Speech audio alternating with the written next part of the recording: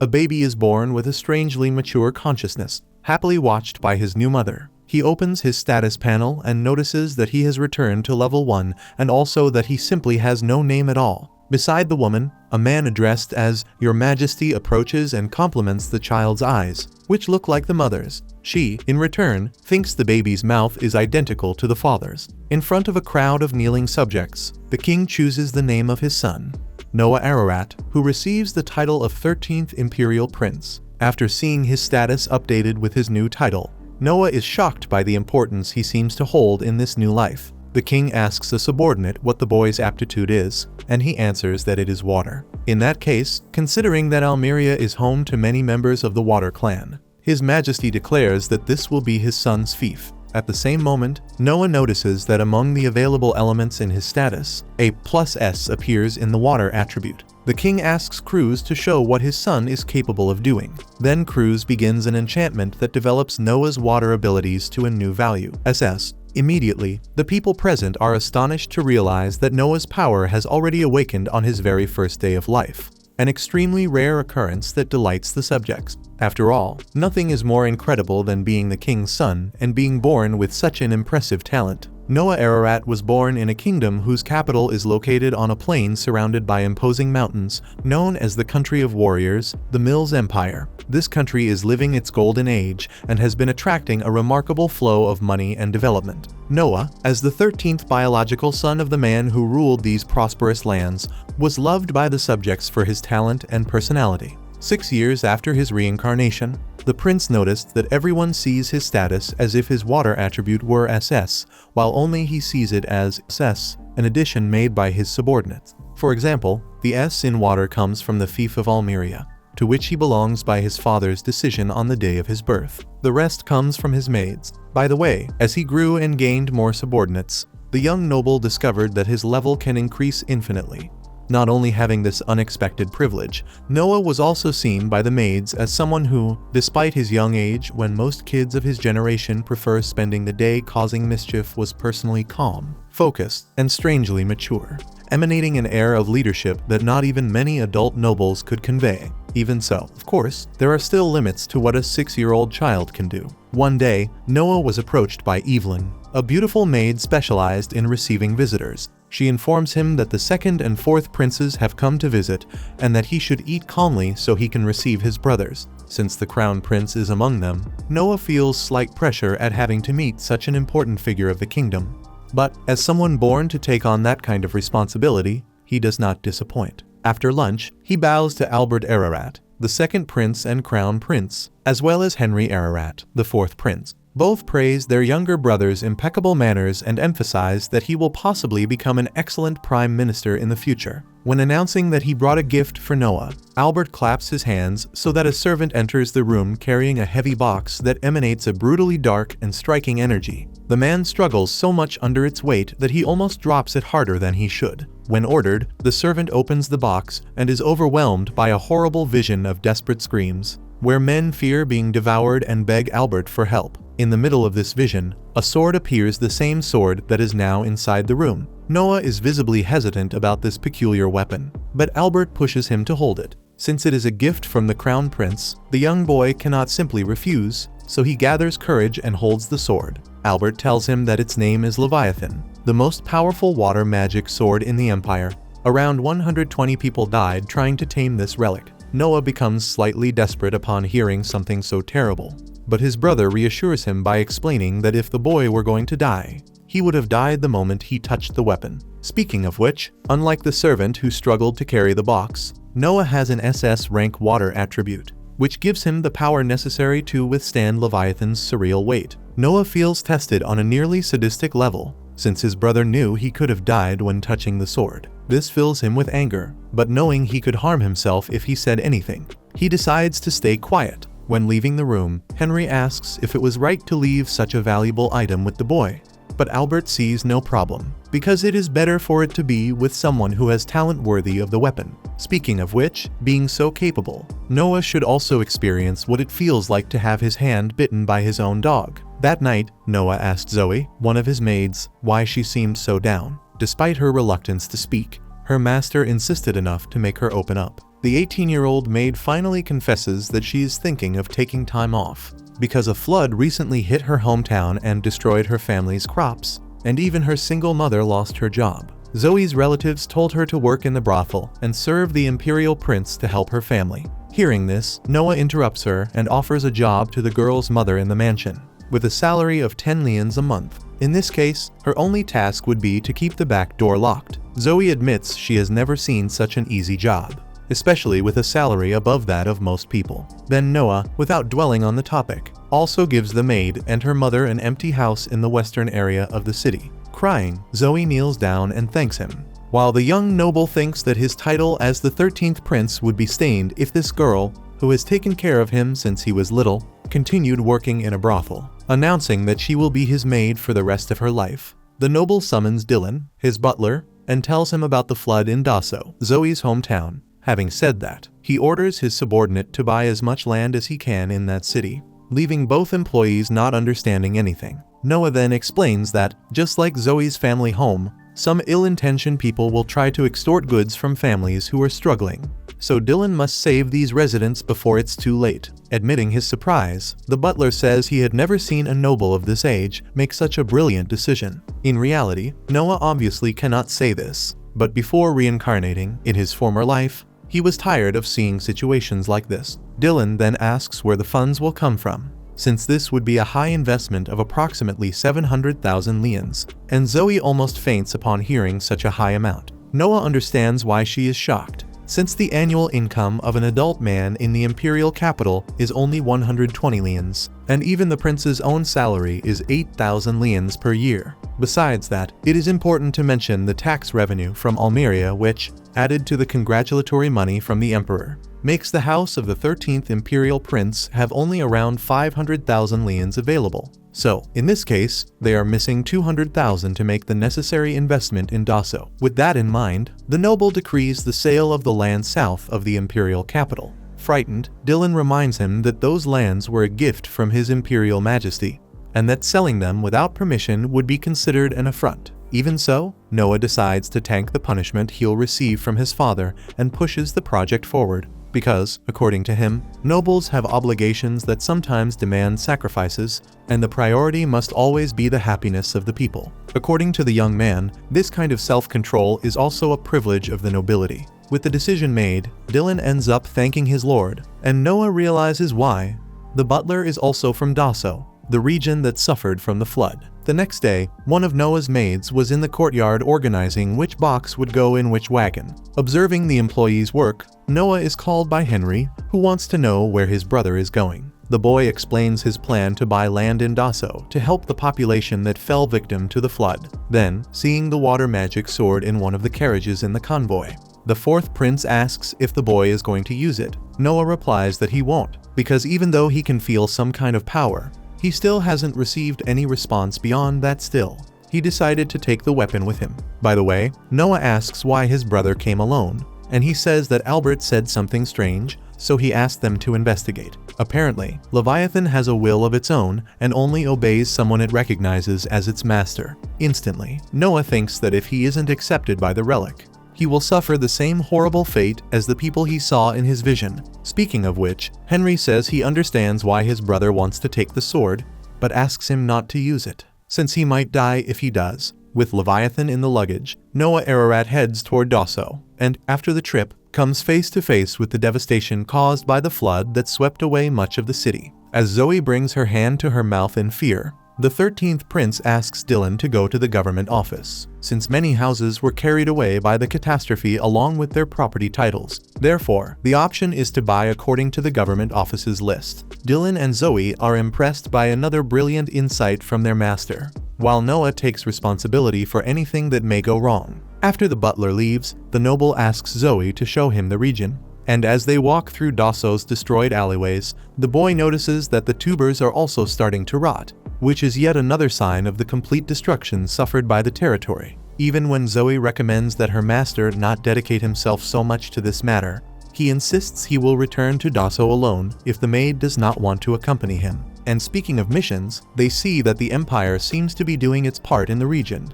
because in the middle of the city, a community soup line has been set up to feed the hungry population that is homeless and unemployed. However, tasting the food himself, Noah sees that the soup is basically pure water, so poor that it is almost rotten, with a terrible taste that makes that clear. Even so, an old man interrupts the noble to say that no one should complain, considering that at least they still have something to eat. Noah tries to explain that the issue is that the empire would not serve food like this. But the conversation is interrupted by the arrival of a group of men announcing an inspection. According to Zoe, the one responsible is Gallo, a local employee who pinches his nose in disgust as he gets close to the soup. Smiling despite the terrible quality of the rations, one of the inspectors assures that, despite everything, Gallo's share will be delivered to his mansion. Hearing that, Noah approaches and bluntly asks if he is witnessing embezzlement, which makes Gallo laugh at the boldness of this kid. He argues that the region is going through serious difficulties and adds that people who are able to provide help need to be decisively rewarded, which is basically him justifying getting rich in the middle of a tragedy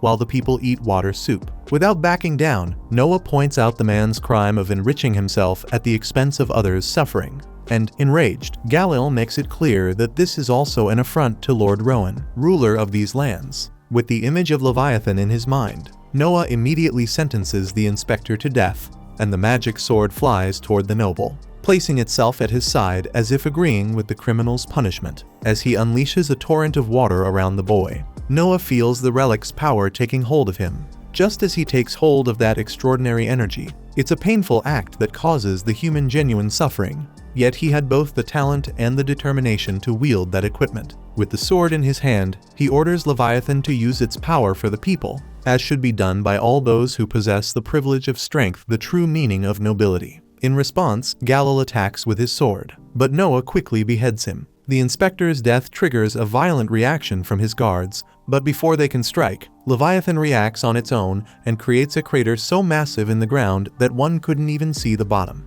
Hearing the commotion, the captain of the knights who govern Dasso arrives at the site of the impact and is stunned when he sees the enormous hole. One of the inspector's subordinates accuses the child of killing Gallo, and when he realizes who that child is, Lord Rowan Green runs toward Noah and kneels to show respect to the 13th prince of the Mills Empire. He explains that he belongs to Henry's family, Noah's brother, and that he had been given the task of maintaining public order in the region. Immediately, Rowan announces to everyone present that they stand before the prince, and the subjects kneel in respect. Noah, in turn, reports the embezzlement carried out by the official in charge of inspections in Dasso, justifies Galil's punishment, and even points out the criminal's accomplices, demanding that Rowan punish them as he deems necessary. Lastly, the noble orders the community soup to be remade with royal-level quality, a decision that fills the hungry townspeople with joy. Hours later, when he hears about his younger brother's actions, Albert concludes that Noah was not bitten by a rabid dog. Instead, he made the dog obey him, which means the boy is more useful than he had imagined.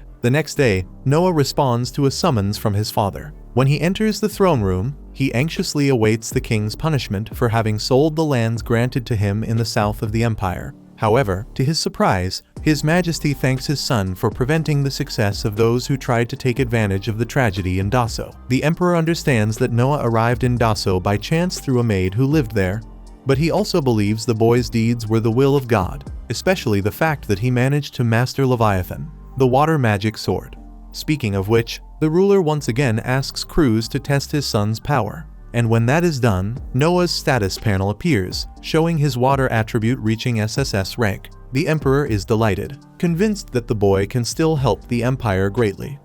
In the next moment, we see several parts of the capital of the Mills Empire, the political, cultural, and economic center of the country, a place known as the most glorious and prosperous in the world today. On Reed Street, according to the eunuchs, Noah would find a musical performance taking place. Wanting to repay what the master had done for her homeland, Zoe volunteers to join him on this mission. When they enter a theater, they arrive just in time for the performance of a young girl with pink hair and a melancholic expression, singing a song about how love, at times, can turn into pain. Noah remembers that, according to what he'd been told, the artist's name is Asahi. He notices that her technique is still that of a beginner, but he enjoys what he sees, since it's clear she sings from the heart. However, suddenly, a group of men bursts into the theater, breaking everything. Their leader, a big bald man, orders Asahi to stop singing, claiming that with this income she'll never be able to pay the debt her father left behind. The singer argues that this is the only way she can manage to pay what she owes.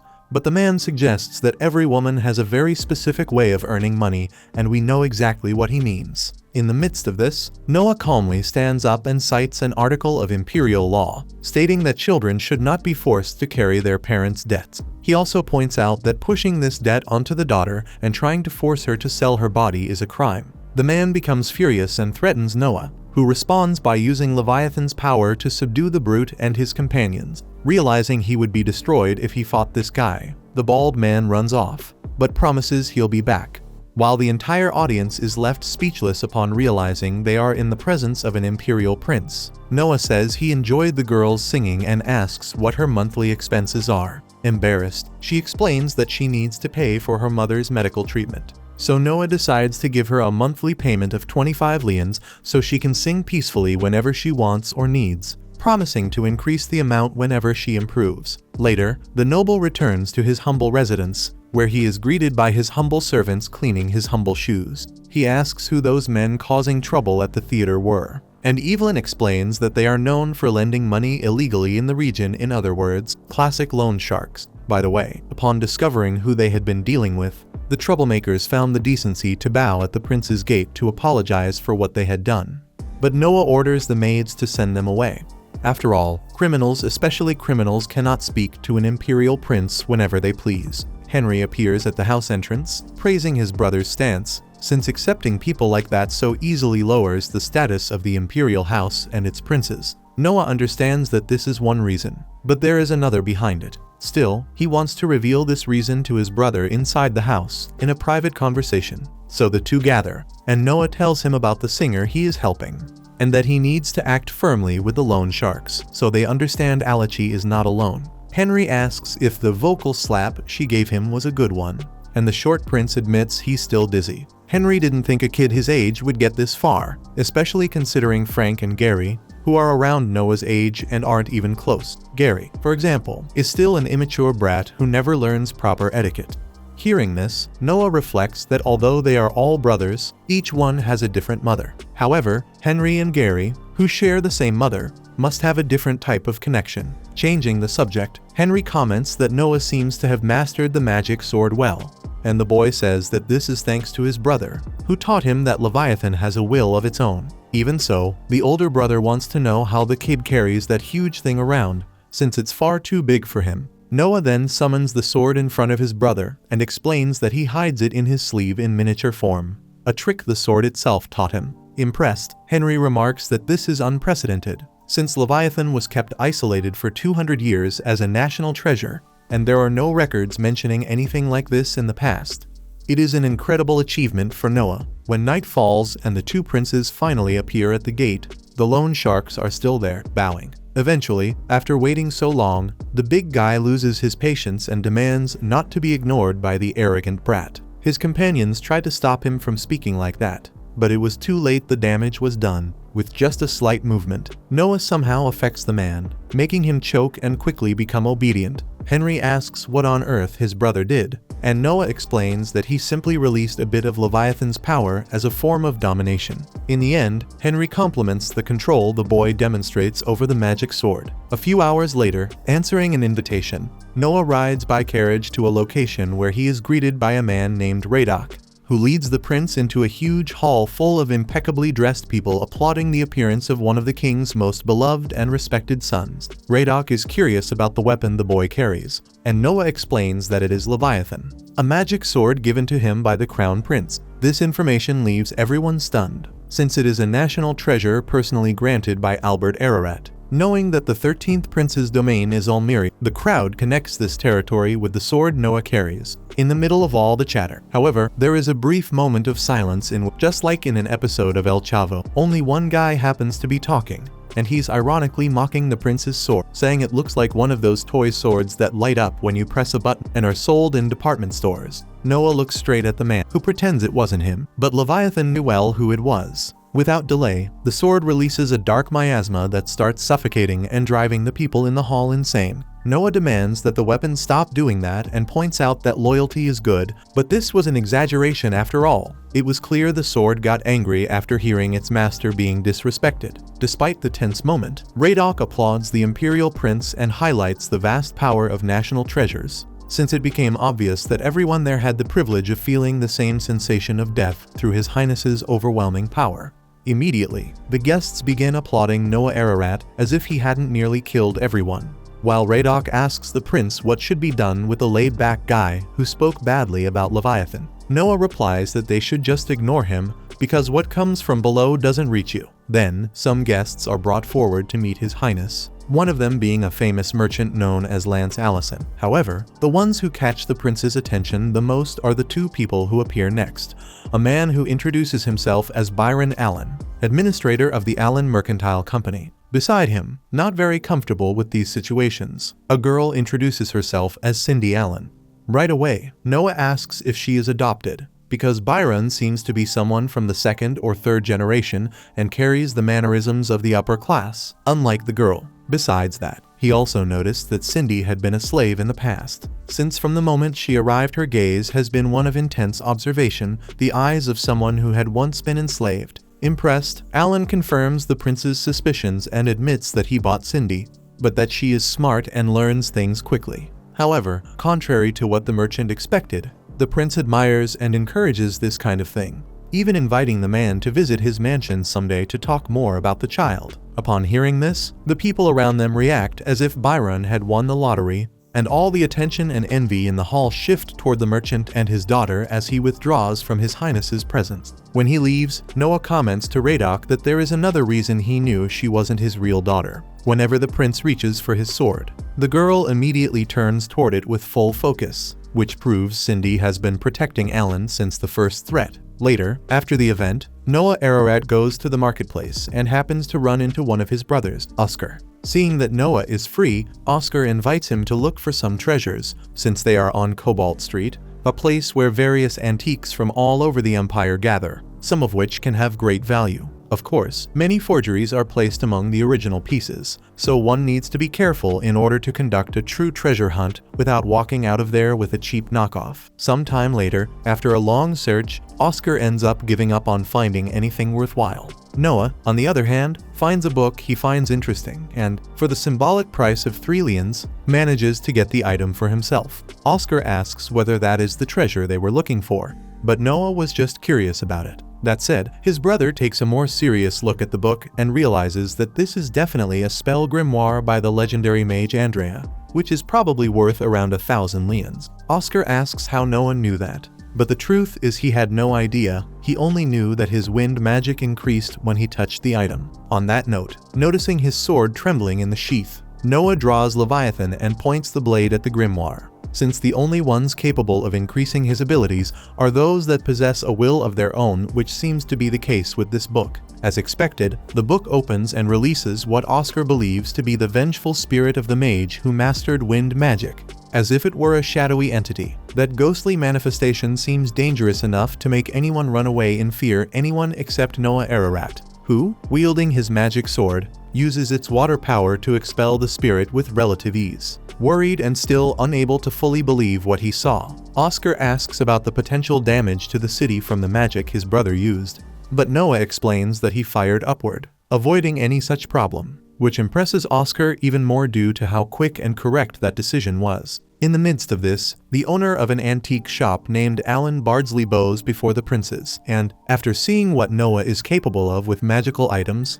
tells him he has a special treasure he needs to show the young noble. Thus, Noah and Oscar go to the merchant's shop, where he displays a ring that, according to him, will only reveal its true power when the rightful owner appears. He has already shown this relic to many different people, but nothing special has ever happened. Faced with this, Noah wonders if the thing might be fake or simply useless. But of course Bardsley has considered that, and even tried throwing it away, yet it always returned to the shop as if nothing had happened, which made him believe there really is something unusual about it. Since he sees his brother as someone who has a certain affinity with untamable magical items, Oscar asks Noah to put the ring on, which he does. When he does, the ring emits a glow and, with a voice only the bearer can hear, announces that its rarity level is SSS and recognizes Noah as its true owner. With that, a gray mass begins spreading around the boy's body, forming an armor that doesn't increase any of his stats, but seems to be a different kind of entity from the others, with many possible uses. Satisfied with this, Noah says he will send payment for the item to Alan. But Oscar insists on paying and giving the ring as a gift, since he has increasingly seen that there is something different inside his brother that needs to be encouraged. After that meeting at Alan's shop, Oscar gives his brother a ride back home, and the moment the boy steps out of the carriage, he's attacked by the big, bald lone shark who had only been waiting for the right moment to settle the score. Noah reacts immediately, using the power of his ring to conjure a shield made from the strange material the item produces, blocking the sword strike thrown by the attacker. Right after that, one of Noah's servants takes advantage of the moment to knock the lone shark down and subdue him. Oscar asks how his brother managed to do that, and Noah explains that he connected the ring to Leviathan, which seems to have acted as an automatic defense in response to the hostility. Hearing this, as always, Oscar is once again impressed by how the boy managed to master that item in such a short amount of time. Sometime later, Noah Ararat returns to the theater where he first found Asahi. Since he dealt with the lone shark, he believes the singer will finally have the peace she deserves, convinced that the man won't bother her again. However, that's far from the truth. Two drunkards who were drinking themselves senseless in the place had the nerve to climb onto the stage and start fighting over the girl, acting as if she were a waitress obligated to serve them more drinks, while clearly being interested in something more than that. Just as the two are about to throw a punch, Noah places his magical shield between them and ends up breaking at least one bone in each of their hands when they strike the barrier. Then, with his sword, he slices their clothes apart and forces them to flee the theater in their underwear. Seeing that the clientele of this establishment isn't exactly well-mannered, Noah demands that the owner stop unbearable drunks like those from coming in, but the man laments that, unfortunately, that kind of drunk is literally the entire audience that keeps the place running. Since that's the case, the prince decides to buy the whole dump for 1,000 lians, an amount so high it leaves the guy emotional. Asahi, in turn, thanks him for everything the noble has been doing for her and asks if she can somehow repay all this kindness. Noah then reminds her that the only thing he expects is for her to sing working hard so that one day even the emperor himself might want to hear her voice. And so, the promising young girl begins a song that moves the audience. As time went by, on a certain day, Noah Ararat received a visit from Dead Murray, the general governor of Hajoy, which was Noah's fief. The imperial family had a tradition of granting fiefs to princes so they could learn how to administer them, and the title of lord made the residents view these aristocrats as true masters. This was no different for Dead Murray, originally from Almeria, but now working in Hajoy. By imperial order, he had been assigned to control the floods in that region. But the mission had not been going well. Hajoy was a fertile area that produced grain along the bend of a great river. Although this offered the opportunity for abundant harvests, it came with an obvious drawback. The river could overflow and flood the place. According to the governor, the difficulty in resolving the issue came from the fact that Hajoy had not yet received the funds needed for the project. Despite being an imperial order, the Ministry of Finance kept presenting excuses instead of transferring the money that would help resolve the crisis. Already imagining what this was about, the talented young noble wasted no time and went straight to the mansion of the finance commissioner, Maybrick, who was calmly eating his steak while receiving one of the emperor's sons. Before anything else, Noah told the commissioner to shut his mouth if he planned to say this was something a child wouldn't understand, which immediately made the man realize he might be underestimating someone despite his young age. Forcing a strained smile, Maybrick explained that the flooding in Hajoy had saddened Emperor Ararat so much that he had exempted the fief from paying taxes for the entire year, and that this lack of tax revenue was the reason there was no money available. Noah instantly asked if the commissioner was joking, leaving both Maybrick and Dead Murray stunned by the harsh, direct way the boy spoke. According to Noah, taxes stopped being collected because there were no taxes to collect, an act of kindness from the crown. Yet the commissioner behaved as if that were a valid excuse to withhold funds from a fief in need. Feeling the pressure, Maybrick changed his explanation and argued that the national treasury had no available funds because it was focused on building a new summer resort for Emperor Ararat, so that he could spend his vacation somewhere cooler than the capital. Hearing this, Noah lost his patience and pointed out the commissioner's disrespect toward Hajoy by prioritizing the construction of a vacation home over helping a flooded fief. He then threatened to involve the emperor directly so the matter could be resolved properly. At this, Maybrick panicked and knelt before the prince, begging for mercy. Noah agreed to let it go as long as the commissioner sent the budget to Hajoy immediately. At once, Maybrick rushed off to fulfill the order, and Dead Murray was left impressed that this boy had forced such an important member of the crown to his knees without yielding even a little. The governor apologized for involving the prince in the matter and left to handle the flooding using the funds sent. After this meeting, just as Dead Murray was departing,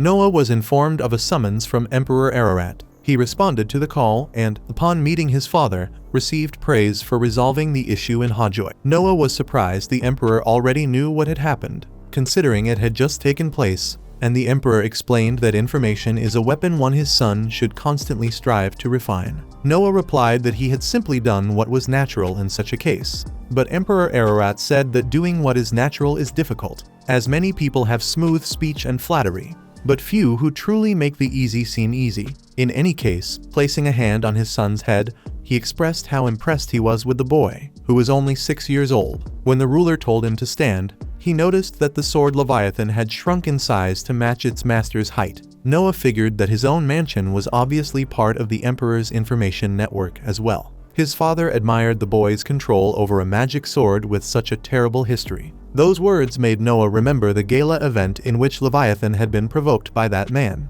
releasing the macabre miasma that almost suffocated everyone. Regardless, the emperor believed it was a good idea to assign the prince an appropriate instructor so he could handle the magic sword as safely as possible. Thus, he summoned Damian Noble, the greatest swordsman in the empire, who would be responsible for teaching the young noble the art of swordsmanship. To Noah's surprise, Damian Noble asked to test the boy in a duel. Emperor Ararat reminded him that his son was only a child, but the instructor explained that he simply wished to assess the boy's talent, not his technique. When the ruler allowed the duel, Noah was even more impressed by how confidently Damian had persuaded the emperor so quickly. Damian Noble told Noah to attack however he wished, and the boy charged straight at him. In that moment, he felt Leviathan's memories of its former masters rising within him. A clash ensued between the two swordsmen, and after a few exchanges, Noah shocked everyone by disarming his opponent. By doing this, the boy expected nothing less from a magic sword that had accepted him as its master. Clearly, Leviathan's previous owners had been highly skilled. Even more astonishing, Damian Noble knelt before his imperial majesty and declared that he had nothing to teach the child. Though Noah still had the physical strength of a young boy, he had used technique to disarm the empire's greatest swordsman. This meant the prince already possessed the ability of a master, and Damian believed it would be presumptuous to think he could teach anything to such a child. Hearing this, the emperor let out a laugh and appointed his son as the chief examiner for this year's selection of knights. Unable to believe what he was hearing, Noah bowed before the leader of the empire and promised to do his best to fulfill his new role. The selection of knights in which the boy was placed is a major annual event that involves the entire empire. After all, this is a nation of warriors that values its own class, where the path of martial arts is seen as the only way to achieve success through merit. In this selection, the warriors who won preliminary fights throughout the country will face each other in a deadly battle in the capital, and the winner will receive the title of knight and enter the upper class. The first task of a knight is to become a subordinate of the selection officer, who, in this case, will be Noah Ararat this year. Having a good knight as a member of his team will certainly make the young prince stronger. With that, the emperor asks whether his son will choose his candidates based on brute strength or if he will choose the winner. So Noah establishes that the regional preliminary rounds will be eliminated and the entire selection will take place in the imperial capital. Noah wants everyone to fight in front of him because the empire is huge, making it impossible to follow every regional qualifying round. And it would be a shame if a great talent were lost because of that difficulty. Later, in his mansion, while being served tea by Zoe, he asks the maid whether people from her village are interested in applying for the knight selection. And she explains that they are, because this is the only chance for ordinary people like them to become someone important. That's why every year there is a representative from there. Then Noah tells her that he eliminated the regional championship, meaning anyone who wants to participate can do so without going through that filter. Zoe seems happy about this, but sad at the same time. After the master's insistence, she confesses she feels this way because the real reason why Dassault only sends one representative each year is that it is difficult for them to pay for travel and lodging costs in the capital. which is an expensive place, since the person sent can only go thanks to donations from the other residents, because Daso's candidate carries the expectations of the entire population into the selection. The whole town always mobilizes for it. Regarding this issue, Noah says he would also like to eliminate this difficulty, because his idea is to do everything possible so that he can check all potential talents and not miss anything. So he decides to cover all expenses related to sending the candidates. Zoe finds it incredible, although she points out that it will be a costly decision.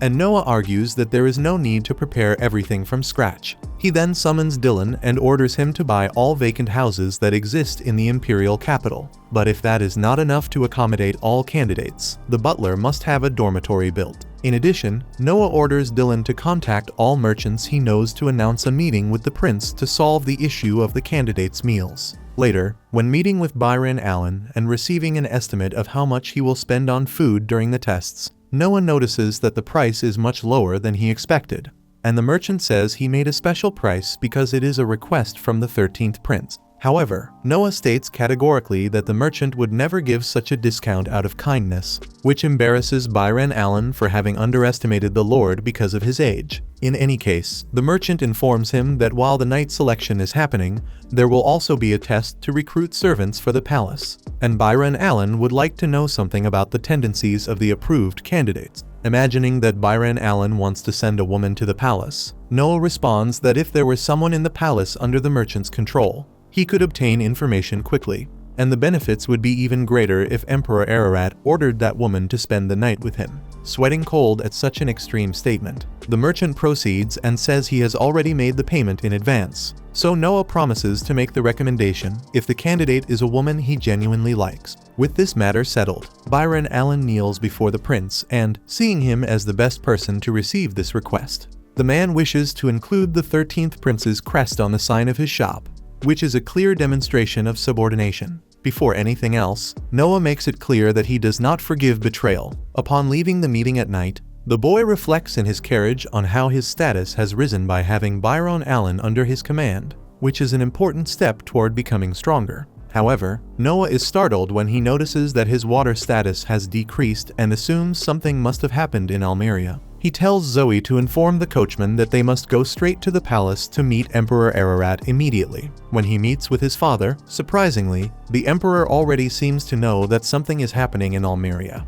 even before Noah says anything. Not because he knows exactly what is going on, but because he is sensing the signs, while Noah states that there is certainly some problem occurring. At that moment, a servant approaches Emperor Ararat and whispers information into his ear. Impressed with his son's intuition, the ruler reveals that a rebellion is taking place in Almeria and asks his son how serious he believes the problem is. Noah analyzes that if the SS of his water rank became an S, it seems like it was cut in half, but in reality it is only one level below all levels. In other words, at the moment the prince believes the rebellion is small in scale. The emperor says the answer is correct, since according to the report, this revolt involves around 5,000 people, the equivalent of a small army that is now roaming Noah's fief. By the way, Emperor Ararat asks whether the boy wants to defeat the rebels alone.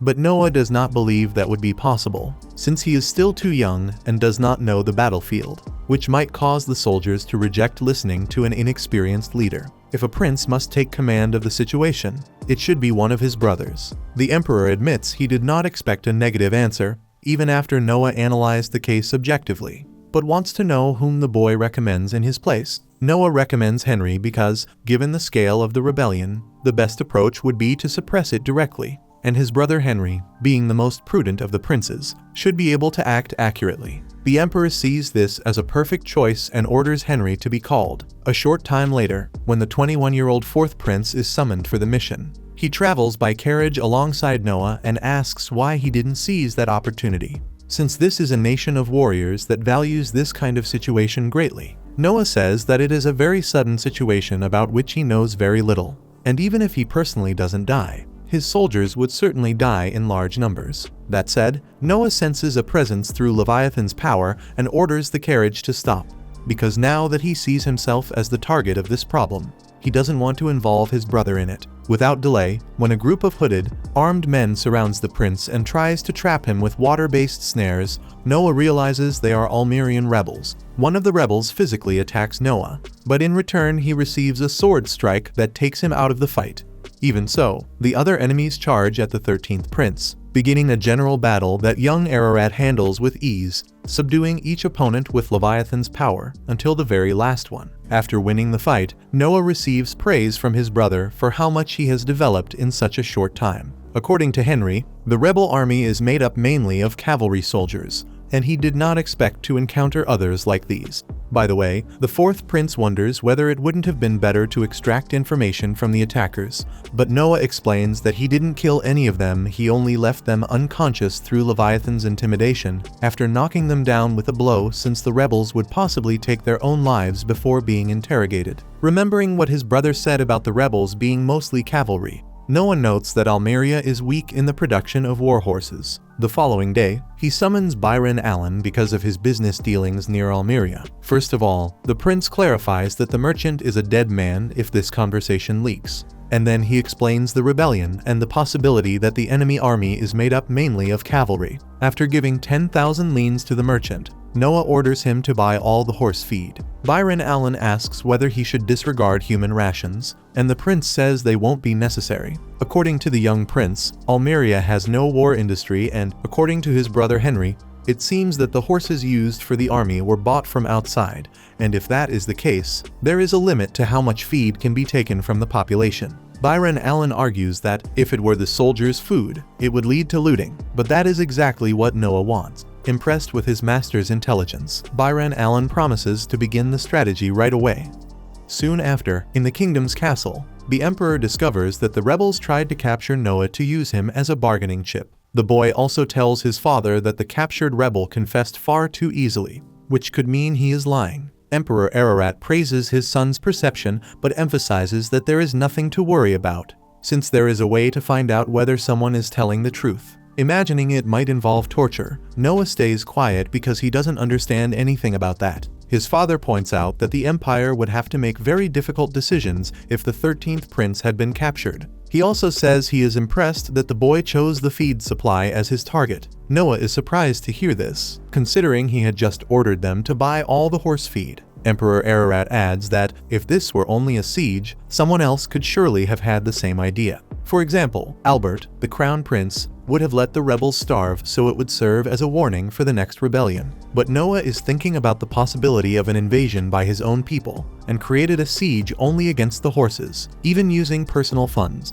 Without a doubt, this is a very intelligent and difficult tactic, and the leader of the empire is impressed with his son's sharpness. For this reason, he allows Noah to add a sword to his coat of arms. Speechless, the young boy reflects on how the Mills Empire is a nation of warriors whose greatest symbol is the sword, and using it on a coat of arms without the supreme leader's permission can even lead to the death penalty, since it is an honor of the highest level. Finally, Emperor Ararat orders crews to issue a decree about it, and Noah expresses all his gratitude. After leaving the meeting with his father, the boy meets Byron Allen and learns that the amount of processed grain that can be transported as feed is limited. Byron Allen also says he can discover the delivery route and that monopolizing the purchase wouldn't be difficult. As for the rebel leader, Karhun, he seems to be a vengeful man capable of using any means to achieve his goals. Therefore, every precaution is necessary, even for His Highness Noah Ararat. In the middle of that, Evelyn interrupts the conversation to warn her master that there is a badly injured man at the main gate claiming to have an urgent report. When he arrives, Noah meets the man, who introduces himself as captain of a 10-soldier battalion in the province of Adra, in Almeria.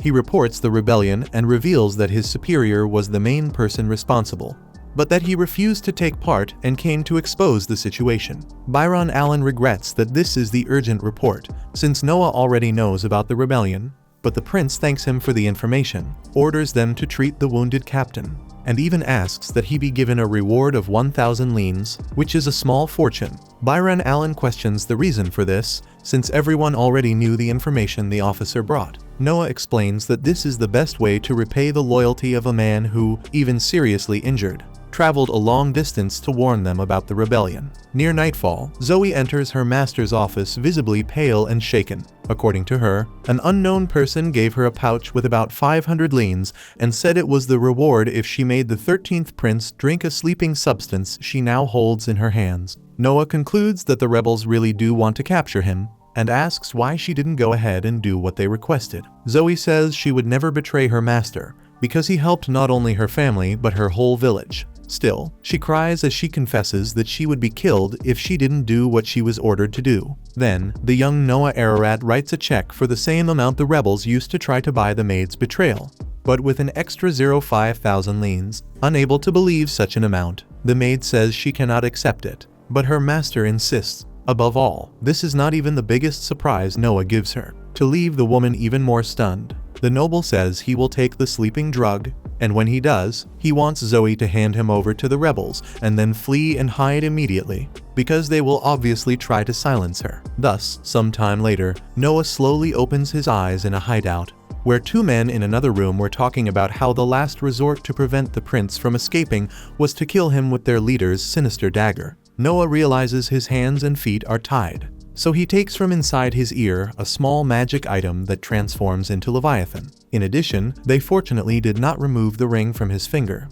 so he uses the magical accessory to cut his ropes. Looking around, he sees that he is not in a room, but in the back of a wagon. Next, Noah asks Leviathan to show its memories. After taking the sleeping drug and falling asleep, the 13th prince was surrounded by rebels who invaded his mansion after Zoe allowed them in. However, she created a distraction and escaped, and since they couldn't miss the opportunity to take the prince, they ignored her, tied Noah Ararat up, and took him away in a cart. After seeing what happened, the prince climbs on top of the wagon and appears armed before all the rebels who were resting around a campfire. One of the men draws his sword and reminds him that the kid no longer has his brother to help him. Noah then slashes the enemy in a movement so fast that the man didn't even have time to react. After that, the boy laments that this was a useless mission, because he wanted to obtain relevant information but was kidnapped only by lower-ranking subordinates who know nothing. The rebels become furious at the audacity of this brat and attack. Noah then shows the fatal result of combining his talent with swordsmanship and Leviathan's power, even though he did not use his water magic this time. After finishing off all the enemies, the noble sees Zoe approaching from afar, accompanied by several imperial soldiers. He asks what she is doing there, since he told her to run, but Zoe couldn't bear it. She needed to see how her master was doing, because she was dying of worry. While the soldiers stared in amazement at the rebels' bodies on the ground, Zoe assumed her master had done all of that on his own. Noah ordered the captain of the platoon to deal with the corpses, but when the officer was about to pick up the sword of one of the dead men, the prince warned him at the last moment that he must not touch the weapon. To everyone's surprise, Noah told them to step back, and then a dark miasma rose from the sword, making Noah realize that this was the sinister dagger they had been talking about. The prince felt a strong killing intent coming from the dagger and, through Leviathan, he could even sense within it the resentment of the person who had cursed the blade, manifesting the image of a man who could only be Karhun, the leader of the rebels. Leviathan, in turn, displayed all its power by releasing into the sky a miasma as black as the one coming from the weapon, and this force of shadows curved around the atmosphere to strike Karhun directly, right where he stood. The next day, once again, Noah was summoned to report to his father, who, by this point, and as always already knew about the good work his son had done the day before. In fact, the first thing he did was praise him, since the leader of the rebels had been struck in the forehead by a jet of water that appeared out of nowhere the previous night. Naturally, Emperor Ararat assumed the one responsible was Noah and his magic sword. Noah, in turn, never stops being impressed by how quickly his father gets this information. Thinking to himself, he recalls that he used the resentment embedded in the dagger as a marker, then aimed Leviathan's long-range shot at its owner and hit Karhun dead on. With that, the rebels of Almeria lost their greatest leader and were consequently suppressed by the 4th Imperial Prince, Henry. After the battle, almost everyone who planned the rebellion was arrested, and in a throne room filled with important guests, His Imperial Majesty ordered that the cattle and horses be prepared, because the entire family of those responsible would be dismembered. The nobles around him agreed with the punishment, until Noah asked to speak and surprised everyone by expressing an opinion contrary to the sentence. With a stern face, Emperor Ararat demanded an explanation, and Noah replied that the punishment must be in accordance with imperial law, which states that the leader of an act of treason must be sentenced to death by decapitation. His relatives up to the 3rd degree and his accomplices must be hanged, and the others must be beheaded depending on their level of involvement. The boy understood that if his father violated the law, it would bring chaos to the world, so he asked him to reconsider his decision. After reflecting for a few seconds, Emperor Ararat acknowledged that his son was right and thanked him for speaking, but refused to accept such a small punishment, announcing instead the maximum penalty as long as it remained within the law. With that decided, he ordered Prime Minister Noise Hill to handle the rest. Those present in the throne room were impressed by the intervention of the 13th prince, and the people of the empire only grew in their admiration for the prodigy that is Noah Ararat. Amid this, Emperor Ararat recognized that it was thanks to his son that he avoided leaving a stain on history, and therefore granted him a new title. If it were only a matter of reprimanding the emperor, any of his children could have done it. But Noah's rare quality was guiding his father toward the right thing to do. Thus, so the world may know the young man's wisdom, Emperor Ararat named Noah with the title of sage, something unheard of for a prince. The ruler even lamented that the boy had not been born earlier. With that done, the people acclaimed Imperial Prince Noah, the sage. Remembering that the knight selection would soon take place, the emperor asked whether his son had already decided how he would choose, and Noah replied that he had an idea, but preferred to show it later. In the next scene, in a courtyard of the castle, Noah took a sip from his teacup and then asked the men around him to throw on him the bucket of water they were holding. When the first servant did so, the boy's ring acted on its own and blocked the water with its magic protection, leaving Emperor Ararat astonished. The other 3 men did the same, and each time the accessory protected its user. After demonstrating his idea in practice, Noah explained that he would conduct the knight selection by having them attack him, observing how far they would advance. From this, his father understood that the idea would reduce Noah's burden and allow him to endure the long selection process without trouble. But he warned of the danger involved. If someone strong enough were present in the test, the protection might be broken. Noah, however, assured him that he was aware and prepared for that. Trusting his son's intelligence, the father did not oppose the decision and praised the ability of the new sage. In the late afternoon, in a more secluded part of the palace, Prime Minister Noise Hill commented to the emperor that it had been risky to say in public that he wished Noah had been born earlier. But Emperor Ararat saw no problem with it. After all, the boy had not only given him valuable advice, but had also killed an enemy leader without even going to the battlefield, something that had never happened before. Furthermore, as expected, the boy's magic sword confirmed that it possessed terrifying power. Standing before a staircase, Emperor Ararat ordered crews to bring the coffin resting at the top of it. According to him, legend says that Leviathan's true seal must never be broken. But perhaps Noah is capable of changing that story. As time goes by, the long-awaited moment finally arrives, the grand selection of new knights for the Mills Empire. Mills, in the ancient tongue, means warrior, which shows the value this people places on martial and military arts, since skill with weapons is the only way to rise in life through merit. Every year this event attracts a large portion of the population. But this edition has a special occurrence. An imperial prince has taken on the role of selection chief, something unprecedented. Because of that, even more people showed up to see Noah Ararat in person. When the next candidate is called to attack the prince, he unleashes a strike with his sword. But Noah, calm and drinking his tea, is easily protected by his magic accessory. No matter how many times the man strikes, the shield protects its user. In the end, it is the attacker's sword that ends up breaking. Watching the event from afar, Cruz comments that this year's event seems to be more exciting than the previous ones. But all that matters to the emperor is the result.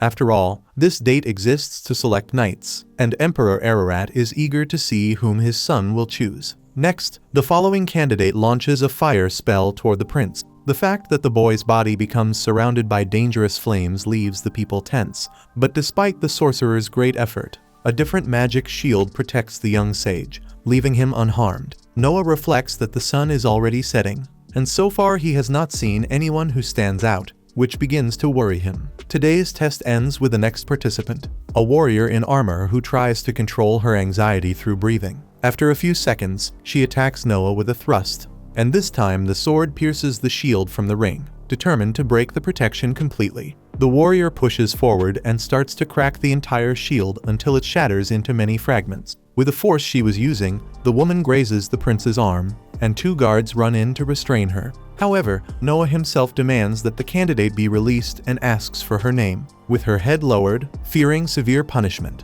she introduces herself as Shirley Grants, until the prince, to everyone's surprise, declares Shirley Grants approved. Later, the sage personally meets the new knight at his house and asks whether that beautiful armor belongs to her. Shirley Grants replies that it is equipment passed down through generations in her family.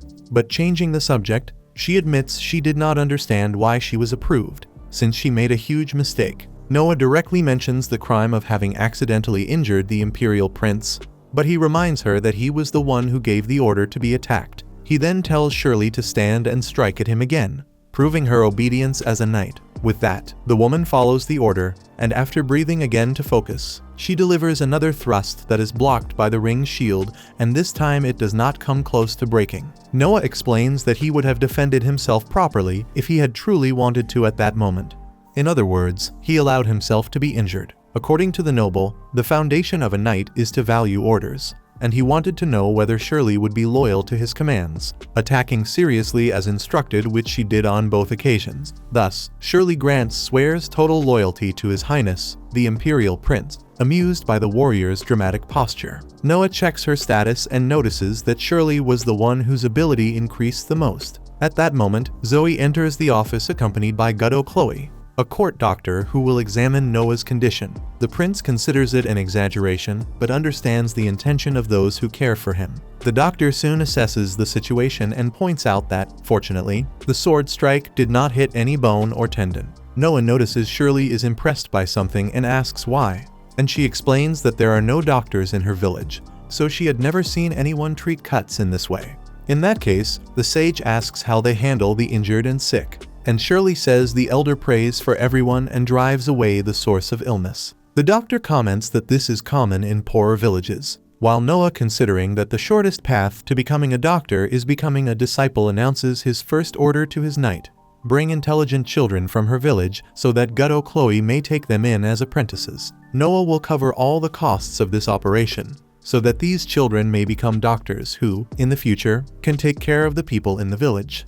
Unable to believe what she is hearing, Shirley bows emotionally and thanks him, but Noah points out that a knight must not bow like that, but rather act according to etiquette. The next day, Shirley Grants puts on her armor and, upon descending from her new room, finds Zoe in a hallway. Zoe wants to know if the knight slept well, but Shirley admits she did not, since the room is still strange to her. Speaking of which, she notes that even the servant's mansion is impressive in this place, which is not very common when dealing with an imperial prince. As they walk, they end up encountering a few maids talking among themselves about who should be the master's future wife. Shirley points out that the kid is only 6 years old, but Rihanna highlights that the other imperial princes married before the age of 15. One maid asks whether Ange, Lady Almeria's attendant, would be a good choice, since she is from the master's territory, and the others think it is a great idea except Zoe, who does not think such conversation is appropriate. On the other hand, another worker, observing from afar, remarks that this only shows the popularity of the sage prince.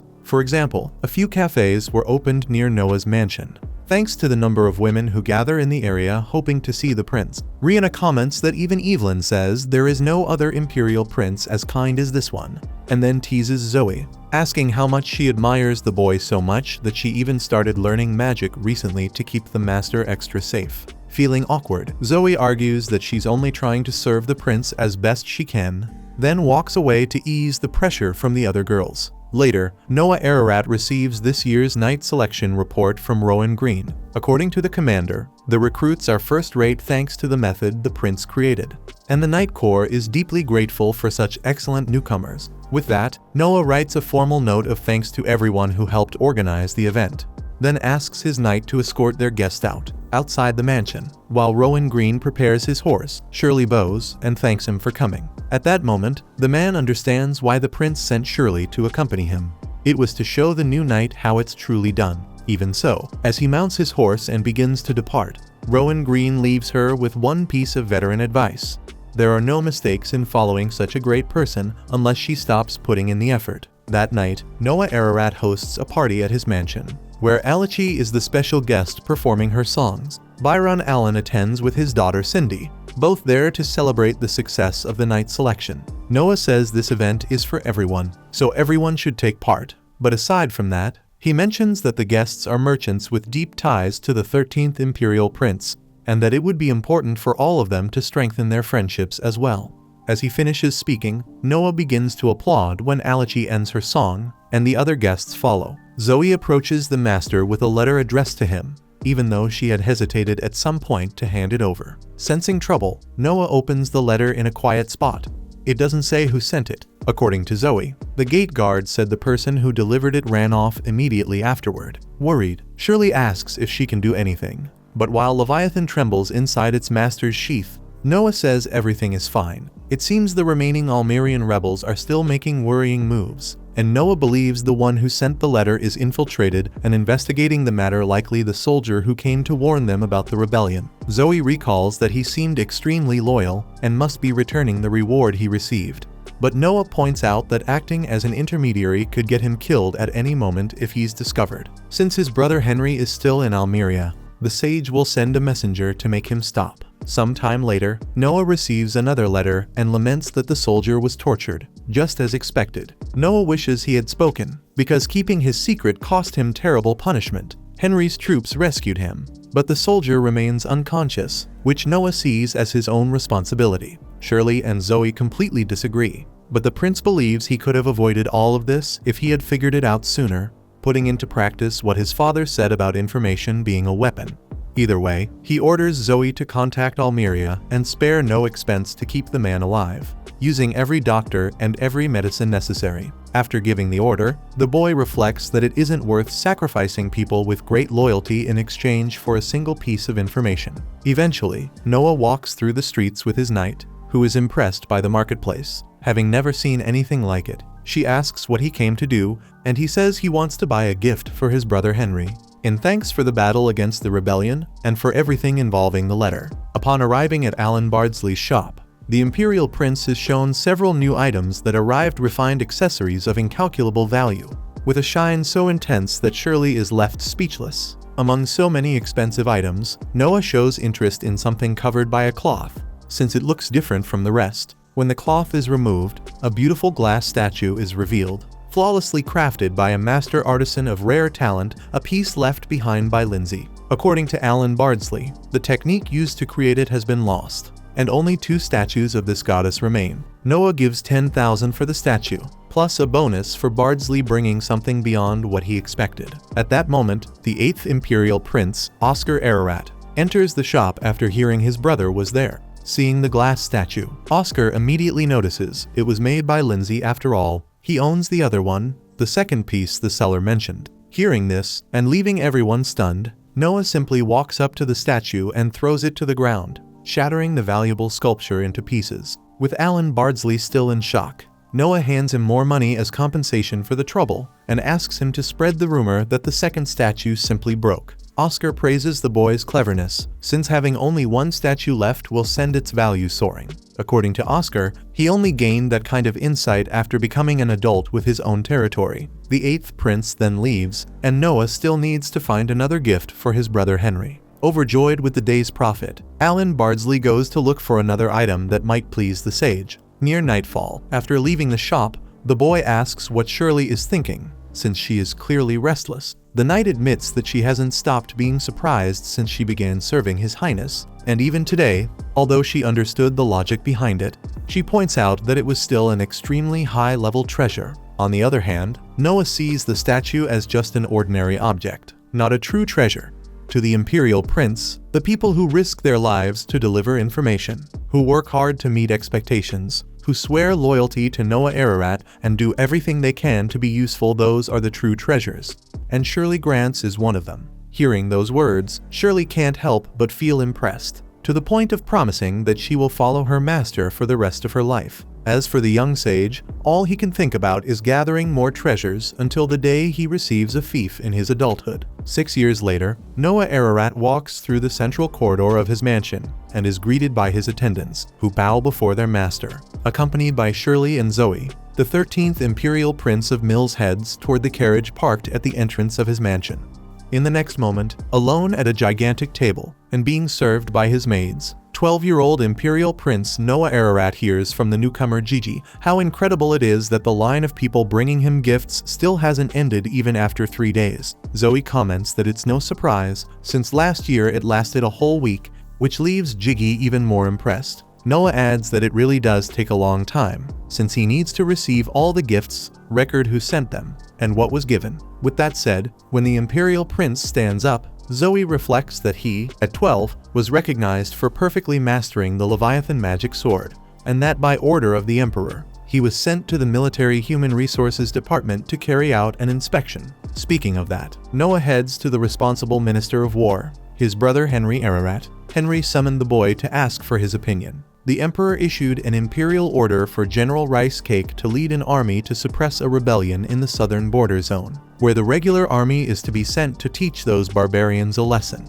Hearing this, Noah looks at Rice Cake and thinks about how, besides being a courageous man, he also has talent for leading an army. Among the knights who serve Henry, he is certainly one who stands out.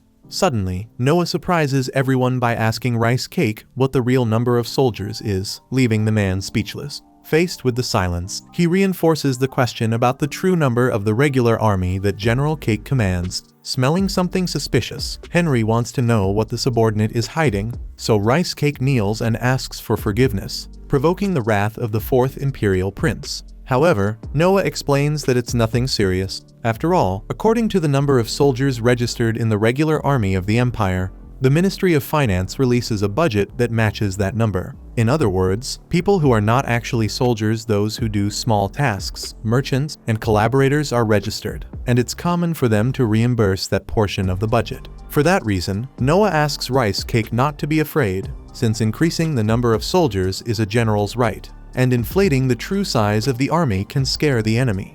Henry ends up agreeing, since even if the real number isn't that high, saying he commands an army of 100,000 men can have a positive effect. That is why the 4th Prince praises his younger brother's deep intelligence, which is already expected. However, Noah states that this time is different, considering that the Emperor's order is for the victory to be overwhelming, and that is why he asked how many people are being hidden within those numbers. Rice Cake responds that it's around 2,000 people, so Noah orders him to replenish those numbers. After writing a letter, the young sage orders Rice Cake to deliver it to the Ministry of Finance, so the expense will be treated as miscellaneous costs and more money can be released equivalent to 2,000 people.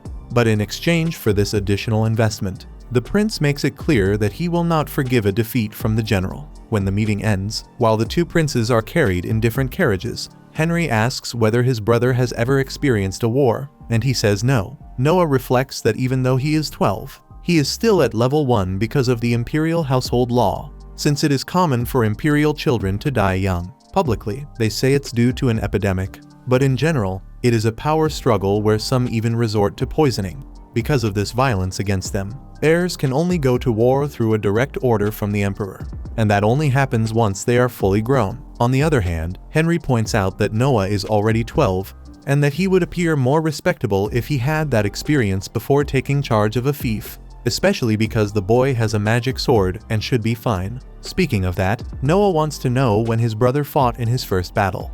But before he can answer, a ragged little girl steps in front of the carriage and begs for help. Other children in the same condition come running, until several adults appear to capture them. Quickly, Noah gets out of the carriage and orders the men to stop, not recognizing who he is. The man in front tells the kid to stop meddling in other people's business. Noah then asks to see the man's registration and asks for the name of his shop, since, according to imperial law, trading people without a license is a serious crime. Knowing they are in the wrong, the trio of criminals doesn't even answer the question and immediately attacks. Faced with the situation, Noah Ararat draws his sword and lands a quick blow on each of the criminals, impressing the crowd watching with such fast and precise movements. After that, the Imperial Prince confirms that the men were slave traders, and the little girl, crying, explains that she and the other children were going to bring in good money. According to those men, suddenly, a hooded old man appears from an alley and reveals that he does business using children like them.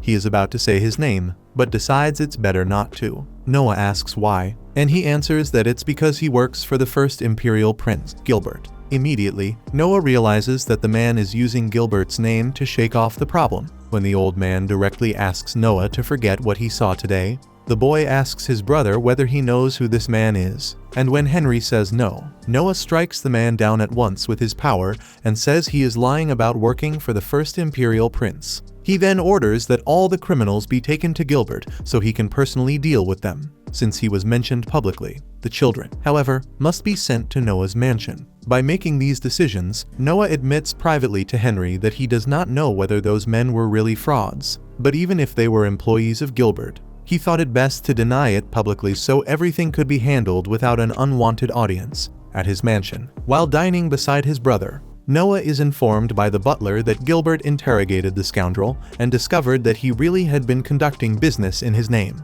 He intended to deliver the fraudster to the court the very next day, but his men were careless, and the criminal ended up taking his own life. With that said, Noah thinks about the conclusion he reached that people are like precious treasures. He then questions whether the human trafficking in the underworld had been done under Gilbert's orders, and Henry confirms that it had, since their older brother had always owned shops, bought land, and was obsessed with that kind of nonsense. Noah concludes there is nothing to be done about it, because even though Gilbert is the first prince, he is the son of a woman outside the emperor's marriage and cannot inherit the throne. And perhaps that is why he gets involved in so many questionable businesses. After dinner, Noah gathers the children and tells them they will not be sold anymore, so they are free. When asked, the children confess they have nowhere to go. One of them, for example, was sold to pay for this year's rice seeds, while another had been sold to pay for his mother's funeral. Hearing these answers, Noah knows these kids would be sold again if they returned to their parents' homes,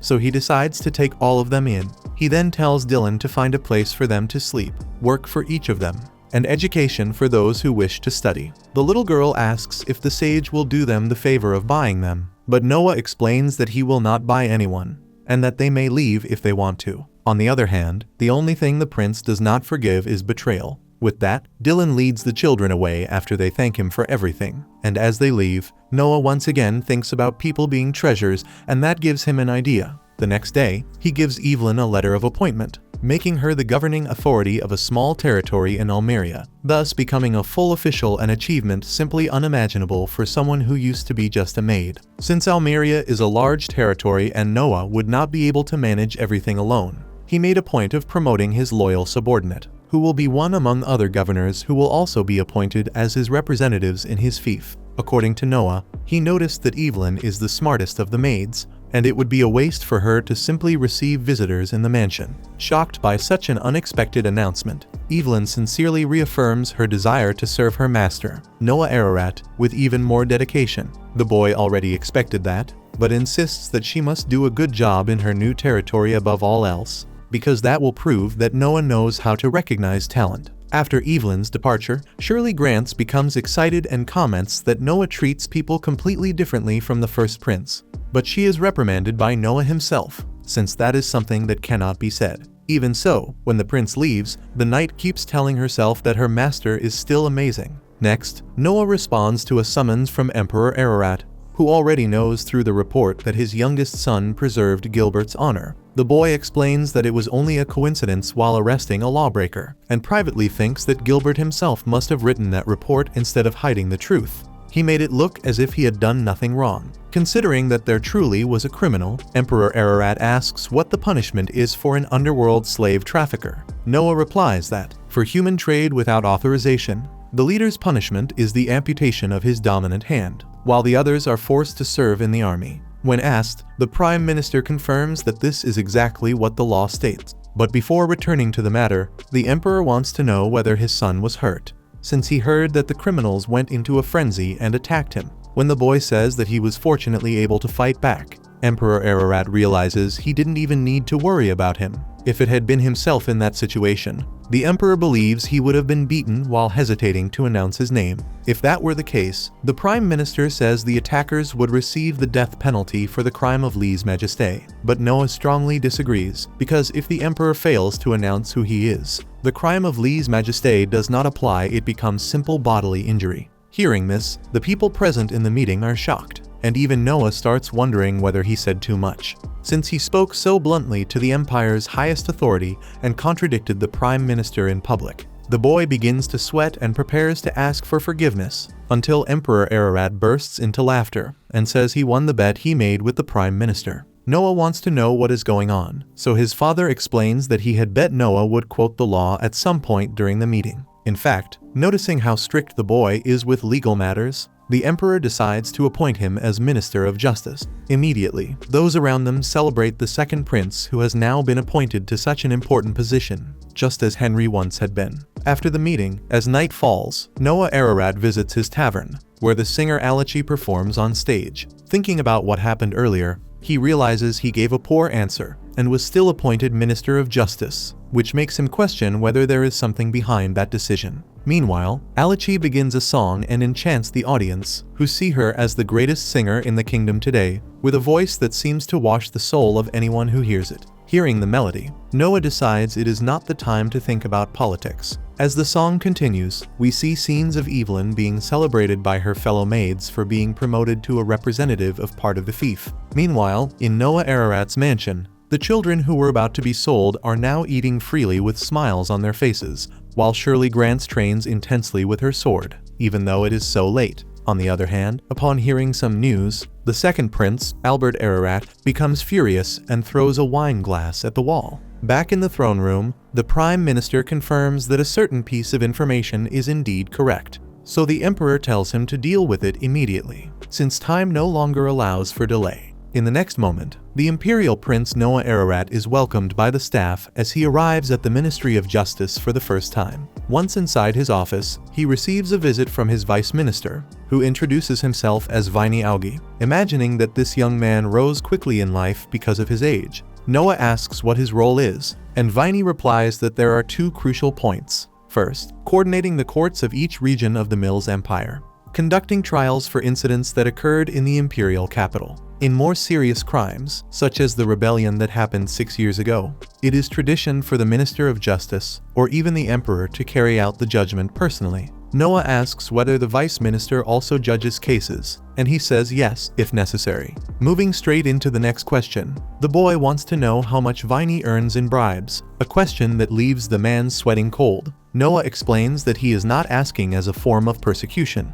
but to understand how things work there, so the Vice Minister must answer honestly. Impressed by the young noble's sharpness, Vaini says he is one of the few who do not accept bribes, but he believes that the officials involved in the scheme make a few hundred leans per year. Now, since he is selective in the choices he makes, he believes his subordinates receive 10 times that amount. Noah asks what kind of choices he means, and Vaini explains that he does not take murder cases because that puts a target on his back. Since the guilty party usually wants revenge against the one who condemned them, he only accepts cases in which the decision could fall to either side. With that said, Noah signs a check and hands it to the Vice Minister, saying that if he earns 500 leans per year, he will now receive 10 times more, 5,000, but only if he stops doing that kind of thing while the new minister is there. After all, Noah wants to meet the emperor's expectations and needs his vice minister's help for that. Shocked, Vaini understands why such a young boy was appointed to such an important position,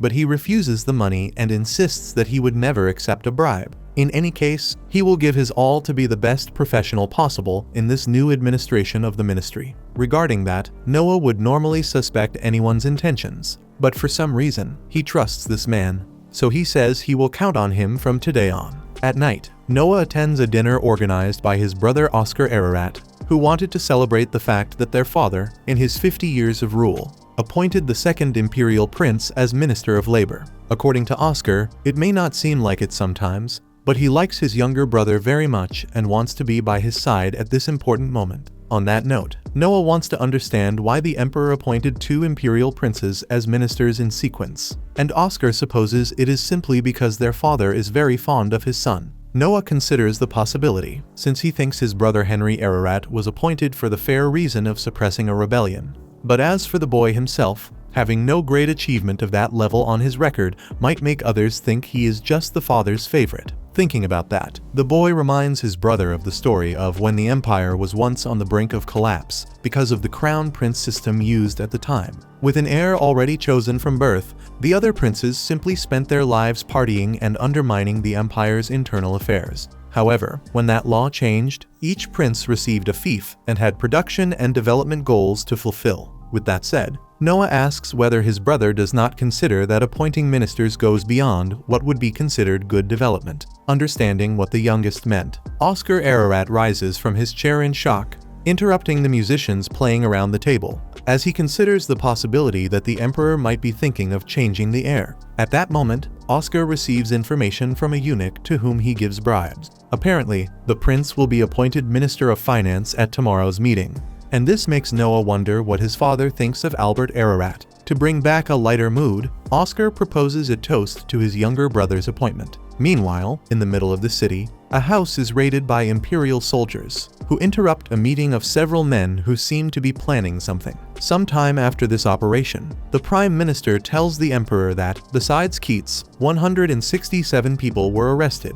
The conspirators wanted His Majesty to abdicate the throne so that Crown Prince Albert Ararat would take over upon becoming the retired emperor. In any case, the person responsible confessed to the plan. With a deep sigh, Emperor Ararat notes that he has ruled for 50 years 35 as crown prince, so he imagines his son can no longer bear waiting. Speaking of which, Noisahil reveals that there is not a single piece of evidence of Albert's involvement, but the emperor says he already knew that and will not do anything against him. So Keats must be executed and the matter closed. With that decided, Ararat wants to know about Oscar's case, and the Prime Minister says he recently sent the eunuch with whom the prince has a friendly relationship. But it seems Oscar had already guessed something, and it is worth noting that Noah was in the same place. With that information, the Emperor assumes it was the boy who realized his intention, which matches what Noisahil had learned. As always, the father praises the intelligence his son constantly demonstrates. On the other hand, he laments that Gilbert and Albert are not suited to take the throne, which makes him wonder who could be his successor. In the Emperor's mind, any of his remaining children could reach that position, but they will need to overcome some trials. Sometime later, Noah receives a report listing the accomplices and leaders of the recent rebellion, and he laments that they all have a close relationship with his brother Albert Ararat, which can only imply that the crown prince is forming a faction to take the throne. By the laws of the empire, even if the imperial family breaks a law, Noah knows there is always an article that softens the punishment for those born with a silver spoon, but the only exception is when the crime involves treason. In that case, it doesn't matter if the offender is an imperial prince, he will be beheaded along with everyone involved, even those who knew about the betrayal but did not tell the emperor. In the end, considering this list full of people close to his brother, it becomes impossible for his brother not to have known anything. If the suspicion is correct, Noah knows this scandal would be big enough to shake the very structure of the empire. He asks the vice minister whether the emperor said anything, and Vaini Augi tells him that the order was simply to follow the original text, giving an appropriate punishment to those involved. Understanding his father's intention, Noah feels ready to deliver the sentence. Next, he meets Emperor Ararat to say he has decided what to do about the treason case. Only for those who were arrested, the main culprits will be beheaded, while the remaining accomplices will receive the death penalty, to be carried out immediately. Young Noah explains that he limited the punishment to these individuals because, at the moment, they do not intend to involve his brother in the case, and if that is so, only the ones listed will be punished. By the way, the prince suggests that the execution could be rescheduled for the time of year when all executions are carried out at once. But if, through a pardon, there is any risk of exposing Albert's involvement, then the only option is immediate execution, considering that everything is still within the law. With that said, the emperor praises his son's work and summons crews to add 1,000 leans to Noah's current salary, receiving a raise for something so small. Noah understands that his father truly does not want Albert involved. Soon after, the emperor steps forward, places a hand on the boy's shoulder, and asks him to continue working hard, because there are great expectations surrounding him. After the meeting, Noah returns home and is surprised to find the bodies of his guards dead at the entrance. One of the men, still alive, struggles to say that the intruders are still inside. Noah quickly tells Shirley to go to the Ministry of War to report what happened to Oscar, but changes his mind after briefly reflecting on the situation. He then orders the knight to gather all their allies there and not let anyone in or out except for him, not even an imperial prince. After giving his orders, the boy runs into his mansion with the Leviathan in hand, until he finds an intruder finishing off a man. Without wasting time, Noah easily controls the fight and delivers deep cuts to the opponent's arms and legs. The man tries to take his own life quickly, but the prince stops him at the last moment with the help of his magic accessory. However, the problem is far from over, and soon 3 more intruders discover the boy's presence and charge at him with swords, yet all of them meet the same fate as the first thug. Viney Algae arrives soon after and is impressed to see that Noah Ararat defeated all these armed criminals. When asked about the situation, he explains that everyone who participated in the treason was killed, and this leads Noah to the conclusion that they were sent by the crown prince. To the vice minister's surprise and despair, Noah cuts his own stomach with his sword, then claims he was wounded by the criminals and asks the vice minister what the heaviest sentence is for gravely injuring an imperial prince. When Viney replies that it is immediate execution, Noah tells him to carry it out quickly. Some time later, Noah's wound is treated, and Viney Algae arrives to inform him that the sentence has been fulfilled. With that, the boy declares the matter closed. Setting that aside, the vice minister emphasizes how impressive it was to see the minister do everything he did, but Noah cannot stop thinking about the next step in this chess game. After all, if they make a wrong move regarding the crown prince, the entire empire will tremble. One day later, the boy responds to a summons from the emperor in the throne room. Knowing everything that happened, Ararat asks how skilled the intruders must have been to wound the wielder of the Leviathan. For his part, aware of how deep and effective his father's information network is, Noah imagines the emperor already knows he wounded himself. Either way, the boy explains that strength is not limited to battle skill, because no matter how skilled someone is, if their mental weakness is exposed, that person will end up hesitating. The emperor replies that it makes sense and highlights the pride he feels for his son, and Noah assumes his father understands that the measure he took came only after much reflection. According to Ararat, it would be a great help if everyone were like Noah, so he calls the boy to take a walk outside. Once in the garden, Ararat says that 9 out of 10 emperors who can be called wise rulers stain their own reputations in the final years of their reign. Hearing this, Noah imagines the subject is related to the crown prince's betrayal. While observing the wide view from the balcony, the boy thinks about how his father led the country into a golden age never seen before, so it is likely he will be described as a wise ruler by future generations. On the other hand, if the rebellion had succeeded, the books would portray him as an old man who went senile and couldn't even control his own son. One way or another, what is clear is that the emperor no longer trusts the crown prince, but does not want to do anything about it for now, because deposing his own heir would tarnish the final years of his reign, just as he had just mentioned. Apologizing for his boldness, Noah says he has a request to make. Considering that he and his brothers Henry and Oscar were appointed as ministers, it is indeed a great honor. But it is also known that none of them have experience with the position and will obviously make mistakes in the future. Therefore, it would be great to have someone who could coordinate them. Ararat asks whether the prime minister would be suitable, but Noah replies that he wouldn't. In fact, he suggests choosing someone with a title that implies they command everything, a position above the princes. As an example, he proposes creating a new role called Imperial Prince Prime Minister, and recommends giving that position to the crown prince. Hearing this, the emperor immediately scowls and dismisses the idea without a second thought as he leaves his son standing there. However, Noah emphasizes that he understands his brother's impatience, since he has been waiting in line for the throne for 35 years. Therefore, the idea would be to let Albert Ararat play at acting like the emperor, while the real one still keeps the power to make the final decision. Even so, Ararat points out that Albert would still be above the ministers, meaning he could end up rejecting important matters that might never even reach the emperor. To prevent that, Noah recommends that each imperial prince minister have the right to appeal directly to the emperor.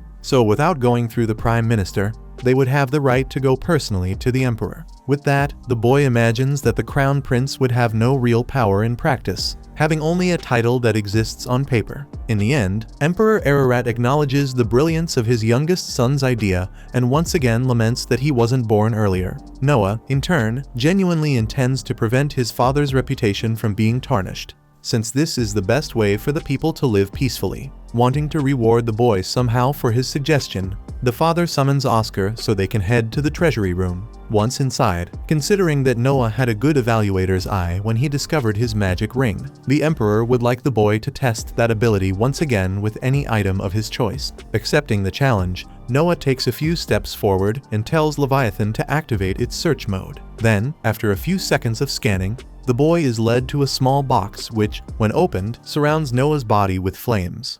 We then learn that the Mills Empire rules over a vast expanse of land, where the emperor and his family oversee every responsibility that exists within this territory. For example, internal matters involving law and finance, as well as diplomatic issues where internal disputes and international negotiations are mediated. Beyond that, the emperor is personally responsible for the private affairs of the royal family, which follows its own set of laws. During this time, Noah receives a statement written by Graham Ararat, the emperor's brother. Having already read the letter, the emperor explains that his brother's son governs his domain with extreme tyranny and, to make things worse, killed someone during an argument while he was drunk. Obviously, that is a serious crime, but Graham, the boy's father, declared that he failed to supervise his son properly and personally offered to pay the bail. Noah replies that, unfortunately, according to imperial law, Prince Graham has not committed any crime, because just as a child has no obligation to pay a parent's debts,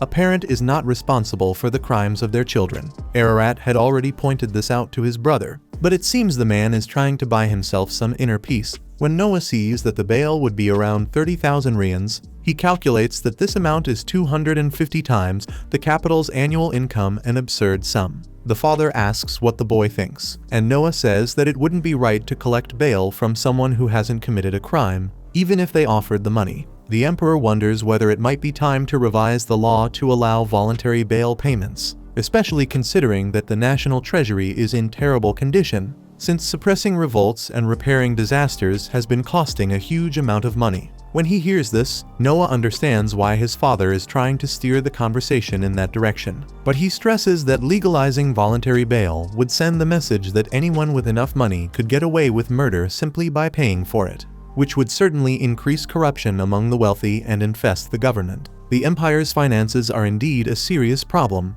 but one that must be resolved through respectable means. Agreeing with his son's point, Ararat signs a document and, to honor the young ruler's wisdom, grants Noah the position of chief advisor. With the document in hand, Noah suddenly gets an idea. Propose that the empire allow not bail payments to escape punishment, but payments made to earn honor. For example, those who donate thousands of rians to the empire could be rewarded with an honorary knight title. Naturally, they would have to impose certain restrictions to ensure no one abuses this privilege, but it would certainly be a strong incentive for the treasury if people could receive this title personally from the emperor. At the same time, having lived another life before this one, Noah knows that when men have more money than they can spend, they begin to desire things beyond material possessions. Impressed, the emperor orders crews to summon Oscar Ararat immediately. After bowing to his father, Noah suddenly remembers an unresolved matter at the Ministry of Justice and asks for permission to leave. In truth, the boy needs to think through this issue as quickly as possible,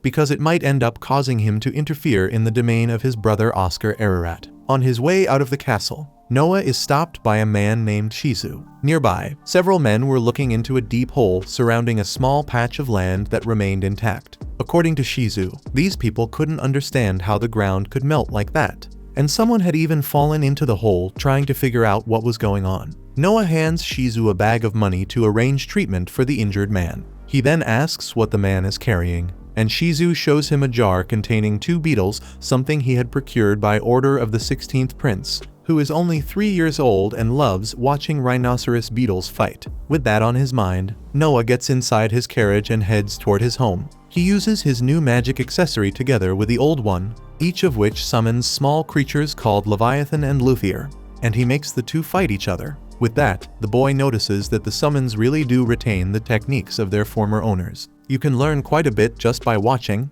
Even though Leviathan has a clear advantage over Luthier, Gigi Rihanna steps in after Leviathan wins and, impressed, asks whether that was some kind of magic. Since she enjoyed the show, Noah summons the defeated fighter again and reflects that unlike the loyal Leviathan, Luthier seems to have a much more competitive personality, and this behavioral difference might give Noah the chance to learn how to diversify his own fighting style. Suddenly, the boy looks at his status window and sees that he has leveled up to 2, which can only mean one thing. When he gets home, Noah Ararat seems even more absorbed in the fight between the 2 avatars. Hours later, Leviathan continues winning every duel. However, Luthier has just earned his first victory, and his development causes Noah to gain a boost in his fire status. At that moment, the sage asks Zoe to step in, and she activates a buff that makes him level up to 3. Impressed, she admits she has never seen someone level up without needing to fight, and asks whether the master is planning to make the avatars fight each other forever.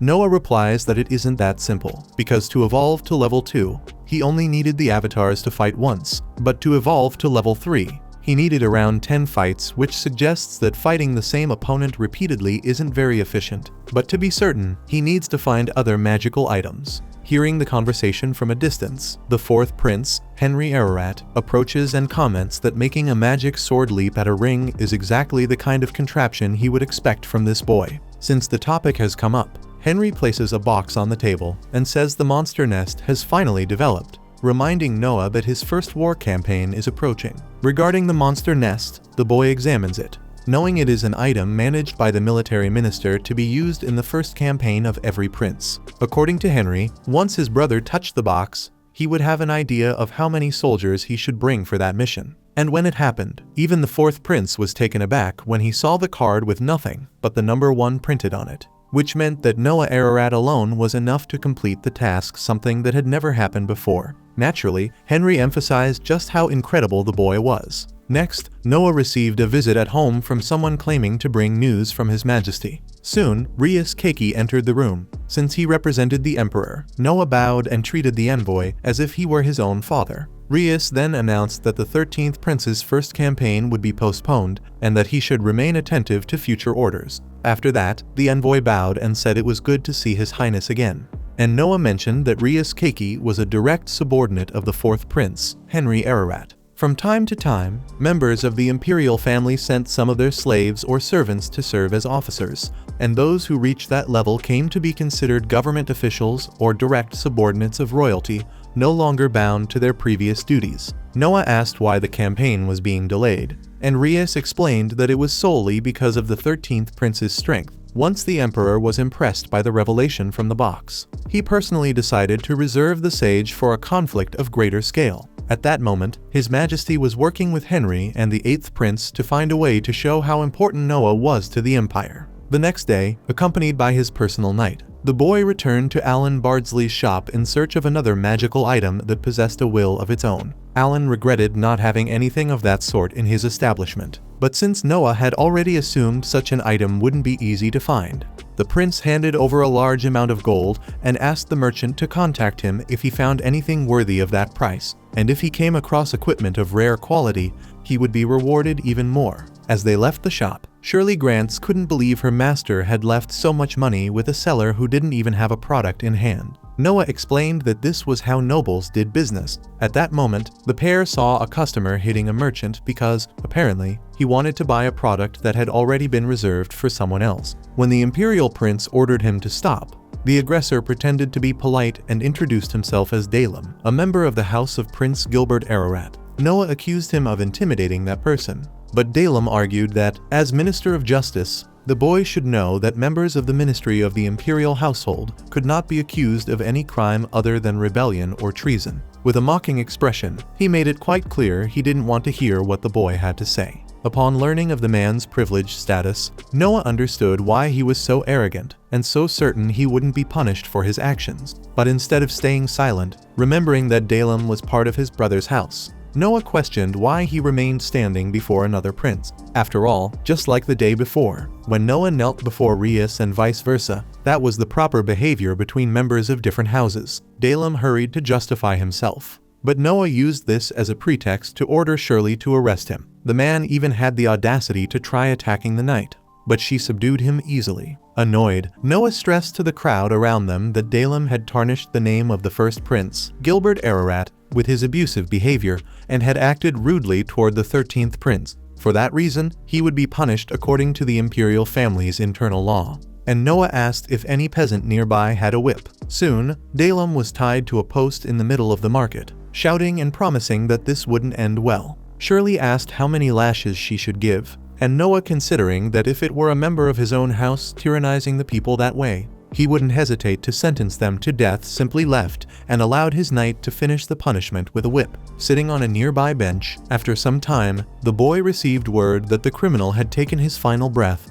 and that law officers had already arrived. He ordered Shirley to tell the officers exactly what he had described earlier about the crimes committed by the member of Gilbert Ararat's house. Finally, he told her to bring a pair of shackles. Late in the afternoon, Noah Ararat arrived at the first prince's imperial house under the pretext of apologizing to his brother. A butler named Coyle welcomed him and took him to Gilbert Ararat. Once in front of his older brother, Gilbert, calm as ever, acknowledged that aside from the death penalty, there was no other way to deal with a mere member of his house who had committed such a crime against an imperial prince. Noah argued that he should still have consulted him since it involved someone from his household. However, truth be told, Gilbert couldn't even remember who Dalem was. In that moment, Coyle reminded him that Dalem had been reassigned to the ministry of the imperial household a few years earlier. That not only helped Gilbert remember the man, but also reinforced that he wasn't worthy of any sympathy, since he had been expelled from the house precisely for bad behavior,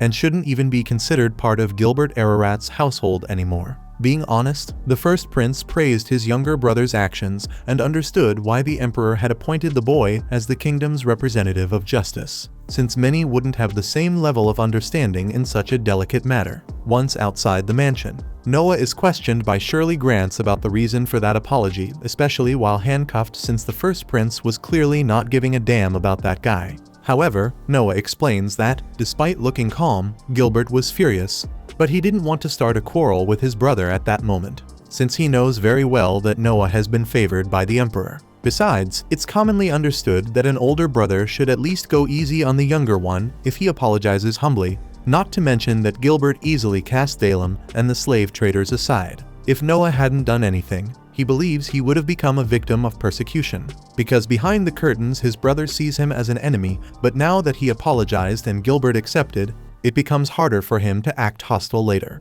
At least, that's the code of conduct among the nobility. The next day, the troublesome matter with Dalem seems to drag on until that moment, when, in the morning, Noah receives a visit from a member of the imperial household ministry. The man introduces himself as Don Orts and says he is impressed with the way the 13th prince handled yesterday's incident, and because of that he offers his services in the name of House Noah. Noah reminds him that the jurisdictions of the two places are quite different and that Orts might have trouble adapting to this house. But he simply doesn't care and insists that he can be used in whatever way his master deems necessary. Therefore, the young prince accepts the man, who breaks into a smile and leaves joyfully. Once Don Orts has left the mansion, Noah tells Dylan to keep an eye on him. Check out these videos appearing on your screen and subscribe so you don't miss the next part.